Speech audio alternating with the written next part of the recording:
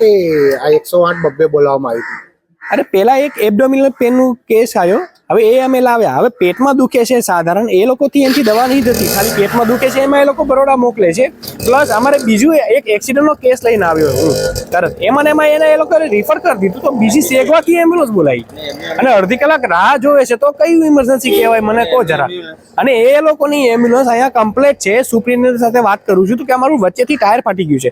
મેં 4 tyre check કર્યા, છેલ્લા 4 દિવસથી ચેક કર્યું છું, બધા ટાયરો હવા સાથે કમ્પ્લીટ છે. હવે આનું શું કરવું મને કહો. અને ડોક્ટર મિલન એવું કહે છે કે કેવિનના ધંધા હશે, તો હું સાચું નહીં બોલવાનું? અને પ્રેસવાળાને ધમકી આપે છે, ઉંગળી અઠીને મારવા દોડે છે, તો આ સાચું છે?